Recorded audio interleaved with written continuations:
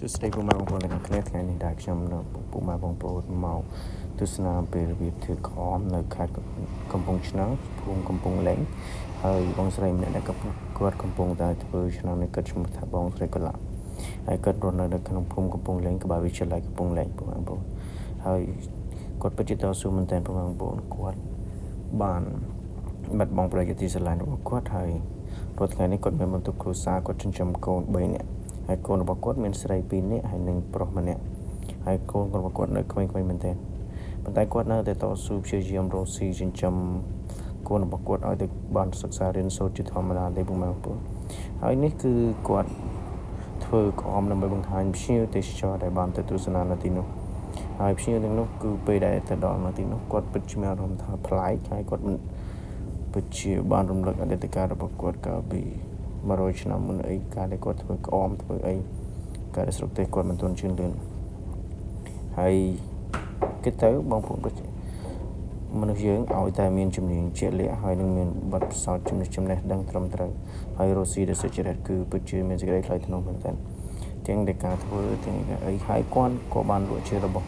អនុស្សាវរីយ៍ទូចៗដូចជាក្អមទូចៗដើម្បីលក់ជាអនុស្សាវរីយ៍ប៉ុន្តែខ្ញុំមិនបានថតឲ្យពុកម៉ែបងប្អូនមើលទេដោយសារតែខ្ញុំទៅទីនោះមានរយៈពេលខ្លីហើយរយៈពេលដែលខ្ញុំជិះកង់ទៅមើលនឹងក៏វាមានរយៈពេលកំណត់របស់ខ្ញុំដែរហើយបងស្រីគឺពិតជាសប្បាយចិត្តមែនតើនៅពេលដែលឃើញភ្ញៀវទេសចរទៅលេងហើយភ្ញៀវនៅទៅទីនោះច្រើនពុកម៉ែបងប្អូនប៉ុន្តែដូចជាមានតែក្រុមរបស់កប៉ាល់2ក្រុមទេដែលតែងឃើញទៅទស្សនានៅទីនោះពុកម៉ែបងប្អូន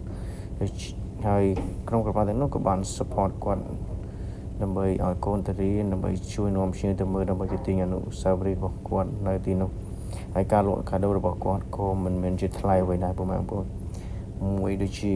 $1ឬ$2ទេហើយក្អមចាបអីយូរទៅហើយបើសិនជាពុកម៉ែបងប្អូនមានអារម្មណ៍ចង់ទៅជួយទិញគាត់ឬមួយចង់ទៅជួយ support គាត់ដើម្បីមានលុយមានកាក់ទៅបញ្ជូនកូនទៅរៀនតទៅមុខទៀតពុកម៉ែបងប្អូនអាចទៅបាននៅក្បែរវិទ្យាល័យកំពង់លែងពេលដែលបងប្អូនចូលពីមុខបងប្អូនបត់ស្ដាំទៅនឹងឃើញផ្ទះគាត់ហើយផ្ទះគាត់ទូចទេពុកម៉ែបងប្អូនហើយនេះមិនមែនជាការអំពាវនាវដើម្បីពុកម៉ែបងប្អូនទៅមើលទស្សនាឡើងគាត់ទេប៉ុន្តែនេះគឺគ្រាន់ជាការចែករំលែកចំណេះដឹងដែលខ្ញុំបានទៅជួបផ្ទាល់បានទៅឃើញផ្ទាល់នៅភ្នែកហើយខ្ញុំក៏មានអារម្មណ៍ថាពិតជាអាណិតគាត់ដែរព្រោះឯគាត់ជាមនុស្សស្រីហើយគាត់ត្រូវមានបន្ទុកគ្រួសារដល់ទៅ3នាក់ហើយនេះគឺជាការបង្ហាញដែលរបៀបធ្វើក្អមដែលគាត់មានជំនាញតពីម្ដាយរបស់គាត់មកហើយគាត់ថាគាត់ចេះតាមពីអាយុ12ឆ្នាំមុននឹងគាត់បានប្តីហើយស្រុកកំណើតរបស់គាត់